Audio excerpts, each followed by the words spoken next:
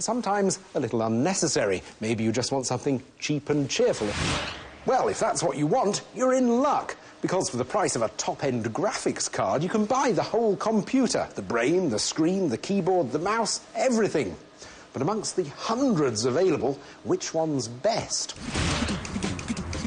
First, I went to a big PC superstore. Shops like this have massive bargaining powers and can offer a range of products very cheaply. It's not exactly a bespoke service, but you should get a reliable PC straight off the shelf. Like this Packard Bell iStart 2214. The spec looks reasonable enough. It's got Windows Vista Home Premium, 19-inch widescreen monitor, 160 gigabytes of hard drive, and just enough 1 gigabyte of RAM. Another way to get a cheap PC is to get your friendly local shop to build you one. Smaller shops can offer advice and build a PC to your individual spec, much like this one, which I'd ordered a couple of days earlier. Like my Packard Bell, it also had a gig of RAM and a 160 gigabyte hard drive, but did cost 50 quid extra. Magic. And for my third option, I've gone online. I've bought this ZooStorm PC. For 450 quid, the ZooStorm had more processing power and double the RAM of the other two. But was it the best entry-level PC? That would also depend on the quality of the other components inside. My first test was ease of setup. I had to unpack each machine, get it up and running, connect to the internet, and find the Gadget Show website in the quickest time possible. First up was the Packard Bell from the PC Superstore. The Packard Bell plugged together easily enough, but my progress slowed down somewhat when I turned it on. Come on, machine. All our machines were using Vista, which takes some time to install.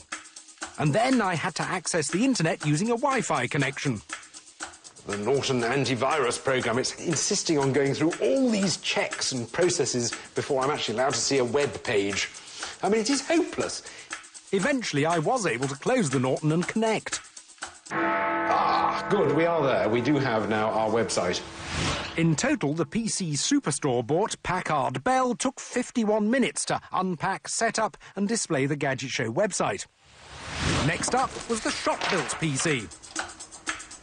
The advantage of buying a custom-built PC from a smaller shop is that they can pre-install software and check it's all working for you.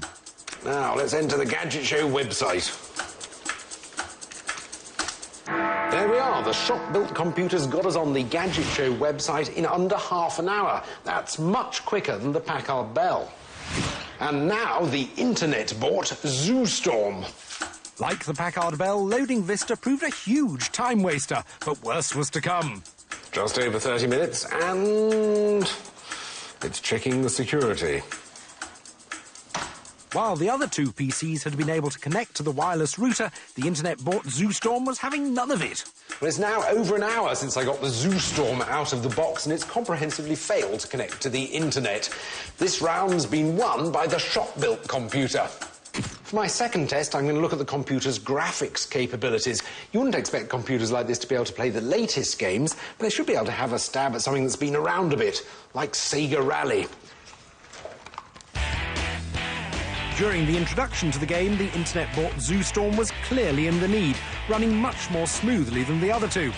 The Packard Bell from the PC Superstore was very much in last place, stuttering through its screenshots, while the shop-built PC ran at a frame speed somewhere between the two.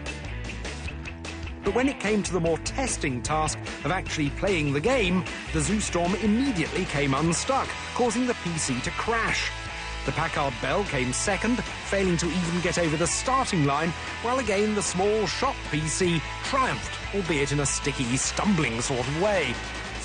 For my final test, I'm going to back up some photos onto DVD. I've transferred a gigabyte of photos onto the hard drive, and I'm going to see how long it takes to write the disk.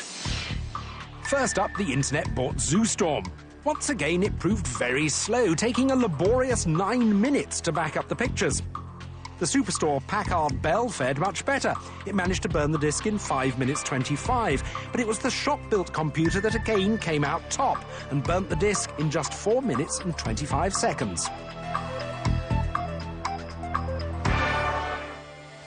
OK, so G rating, start with the worst, please. Well, the worst is undoubtedly the ZooStorm. I'm going to give 1 G to that. It may have its quad-core processor, but A lot of other things about it just let it down. Came bottom in all the tests. Yeah, it did. So what about the Packard Bell? Well, 2 Gs for that in second place. It really does show how demanding Vista is on a computer's hardware. It can cope with running it basically, but the moment you try and do anything ambitious, it just slows down horribly. So it would only be good if you really, really did want to do just the most basic sort of word processing and web browsing and that sort of thing. OK, so is our winner the shop-built, then? It is 3 Gs just for the shop-built computer, but even then it's only barely adequate. But really, I think you should save up and spend a bit more on your PC, really, because it'll last longer for you, enable you to do more things.